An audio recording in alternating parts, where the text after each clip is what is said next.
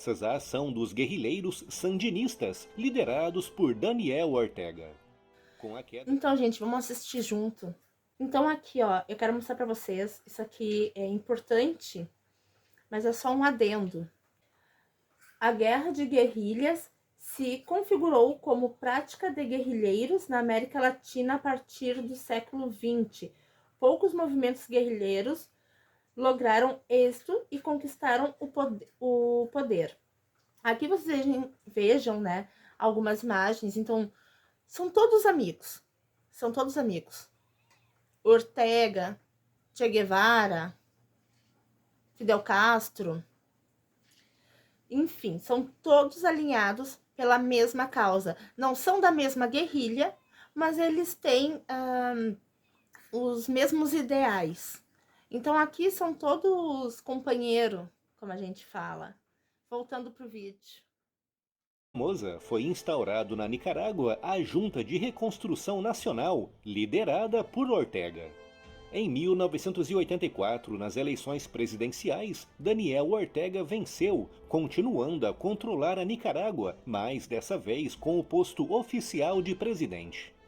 Em 1990, Ortega não conseguiu se reeleger, mas em 2007 venceu novamente, voltando a assumir a presidência. Um cargo que ocupa até hoje após vencer 4 eleições presidenciais, todas elas marcadas por grandes escândalos de irregularidades.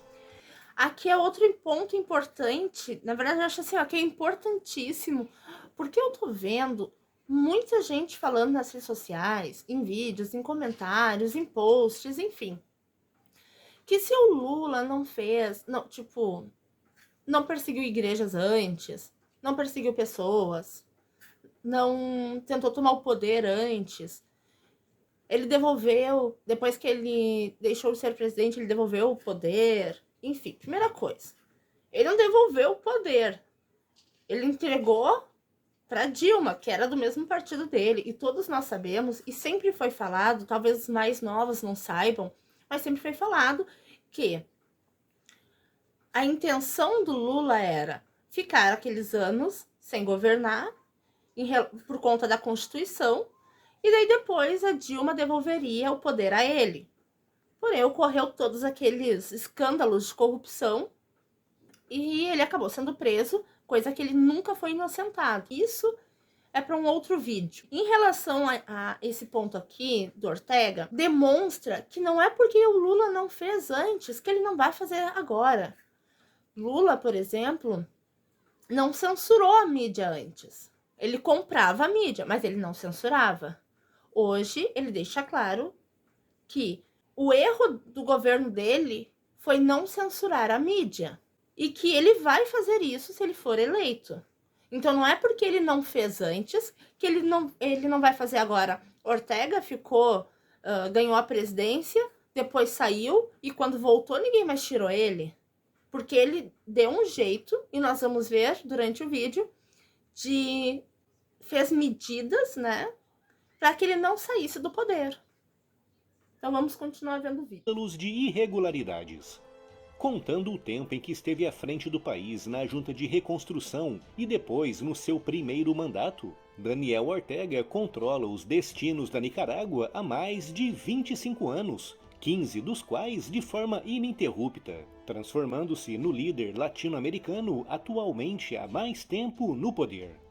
Durante o seu mandato, Ortega, do partido de extrema esquerda FSLN, sigla para a Frente Sandinista de Libertação Nacional, aplicou no país medidas socialistas extremas, como por exemplo, a estatização de todas as grandes indústrias locais e a desapropriação de terras. Para garantir... Aqui eu discordo em relação a condutas de extrema esquerda. Não. Procurem documentos históricos. Procurem informações, não só de uma fonte, porque monólogo não ensina nada a ninguém. Vejam que o pilar do socialismo, que é uma etapa para o comunismo, porque o comunismo nunca chega, já que ele é utópico, ele tem como base o controle estatal econômico.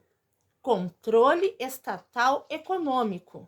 Isso independente se é um socialismo, se é uma esquerda, extremista ou não, esse é o pilar do socialismo. O governo vai lidar com dinheiro de maneira que as empresas deixam de ser privadas e se tornam estatais, sendo os donos o próprio governo. E na utopia de muitas pessoas, que o governo vai redistribuir o dinheiro. Isso jamais vai acontecer. Tu está dando o poder absoluto a alguém, ao Estado. Por isso que não dá certo. Vejam que os maiores esquemas de corrupção, de onde veio o dinheiro desses esquemas de corrupção? De estatais. E outra coisa também, é isso que o PT quer. O enfraquecimento da economia venezuelana, em boa parte devido à política de estatização que o governo socialista de Hugo Chávez intensificou nos últimos anos. É um exemplo do que poderia acontecer com a economia brasileira se fossem transformadas em políticas de governo as teses antiprivatistas defendidas por militantes do PT. Então vejam, as pessoas que militam, que são a favor, que são eleitores do PT, não têm a mínima noção, não tiveram um mínimo de decência para pesquisar aquilo que defendem. E não é só os militantes, não. O próprio Lula, o próprio PT e outros partidos socialistas estão sempre falando do absurdo que foi o governo do Jair Messias Bolsonaro pelo fato dele querer desestatizar, privatizar, deixar, diminuir o poder do governo e colocar o poder na mão da sociedade, porque privatizar é isso. Vamos continuar, porque olha, de indignar.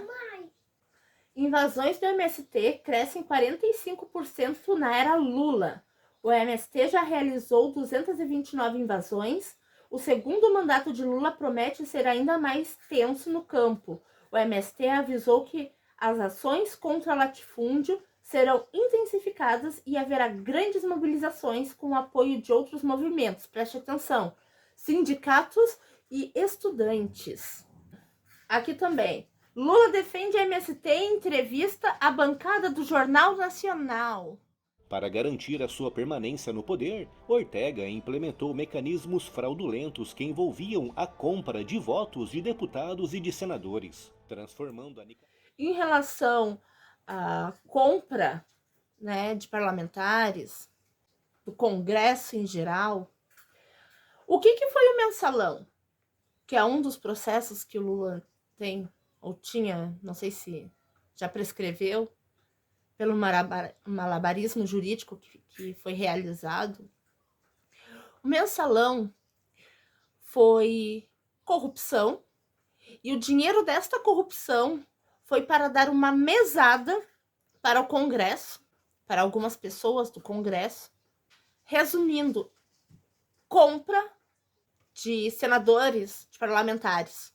O que Ortega fez para se manter no poder, Lula também fez. Transformando a Nicarágua em um dos países mais corruptos do mundo, ao lado de países como Sudão, Congo e Coreia do Norte. Na América... Aqui eu também coloquei, eu poderia colocar mais, tá? Porém, o vídeo já tá enorme e eu não posso deixar tão grande assim, porque senão as pessoas não veem.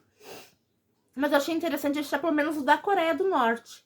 Abertura da embaixada brasileira em Pyongyang, não sei como é que fala, em 2009, foi a evidência imobiliária que Lula estava mesmo decidido a incluir a Coreia do Norte, massacrada por uma ditadura totalitária transmitida de pai para filho desde os anos 50. O grupo dos comparsas ideológicos entre o governo lulopetista e a objeção liberticida consolidou a parceria que logo se desdobrou suspeitíssimas relações comerciais. Na América Latina, a Nicarágua só perde para a Venezuela no quesito corrupção institucionalizada. Outra medida muito comum implementada por Ortega para garantir as suas vitórias nas eleições passa por impugnar a candidatura ou prender opositores políticos com alguma chance de vitória, como o que aconteceu em 2021, quando mandou prender Cristiana Chamorro Barrios, filha da ex-presidente Violeta Chamorro Barrios. Cristina Barrios está presa há mais de um ano, tendo sido até agora impedida de consultar o seu próprio advogado. Primeiro eu quero deixar bem claro, o governador Zema, ele terá um problema de remorso ao não me apoiar. Para ele tomar cuidado quando ele falar. Agora ele é livre. Daí eu pergunto, problema de remorso? Como assim? Por um acaso, se Lula ganhar, alguma coisa vai acontecer com Minas Gerais? Vão deixar de repassar os recursos? Porque o governo federal, ele pode. Me pareceu uma ameaça nesse sentido, ó. Se eu ganhar, tu não vai ter, o teu estado não vai ter nada. Minha opinião. Não tenho uma bola de cristal, mas assim, ó, foi o que me pareceu. Pode não ser. Não tô a fim de ser presa, né? E depois, por enquanto você é livre, por enquanto, o que ele quis dizer com isso? Porque ele não vai ser? Ele vai mandar prender? Ele vai perseguir? São perguntas, são conjecturas, perguntas. Não estou afirmando nada, cada um vai ver o que acha. Através da sua política de regulação da mídia, as fake news são punidas com multas pesadas e até mesmo a prisão. Como o julgamento do que é ou não fake news é feito por tribunais criados pelo próprio Ortega, toda e qualquer notícia contrária ao seu regime é imediatamente perseguida e destruída. Em viagem ao Nordeste, ex-presidente Lula ignora críticas e volta a defender a regulação da mídia no Brasil. Destaque agora de João Vitor Rocha. Mesmo após alertas e críticas de entidades e associações de imprensa, o ex-presidente Luiz Inácio Lula da Silva, em caravana pelo Nordeste, reiterou o discurso de que pretende regular a mídia caso volte ao poder. Em entrevista à Rádio Metrópole da Bahia, o petista criticou o formato de regulação do setor existente no país. Tem algum setor da imprensa que não quer que eu vote ser candidato, porque se eu votar eu também vou regular os meios de comunicação desse país. Em evento com correligionários na quarta-feira, em Natal, Lula já havia dito que não ter imposto regras às empresas de comunicação foi um dos maiores erros dos governos dele. Então é preciso fazer uma regulamentação. Nós fizemos o processo, você acompanhou, o Franklin Martins coordenou a nossa conferência de comunicação, participaram mais de 3.000 pessoas e nós deixamos para o governo Dilma dar entrada, não sei por que não deram entrada no Congresso Nacional, mas também não vou discutir por que não deram entrada. E eu tenho certeza que vocês podem ter certeza que nós vamos fazer isso. Nós vamos definitivamente regular a comunicação desse país, porque vai ser bom para o país, vai ser bom para a economia e vai ser muito melhor e mais saudável para a democracia. Em relação às fake news, na nossa Constituição no Brasil não existe crime de fake news. Eu digo para vocês, tem pessoas sendo criminalizadas por crime de fake news, sendo que não existe crime de fake news na nossa Constituição. Tem pessoas sendo censuradas por isso. Tem pessoas que fugiram já do país por conta disso. Pessoas estão tendo a casa invadida pela Polícia Federal por ordem de grandes poderosos alinhados à esquerda por conta de suspeitas de fake news que os próprios advogados não estão tendo direito de ver o processo. Pessoas sendo processadas sem saber do que estão sendo processadas. Não sei, eu acho isso estranho. Eu tô achando isso estranho. Vocês, o que vocês estão achando? Não sei, me parece um pouco com o que foi feito na Nicarágua.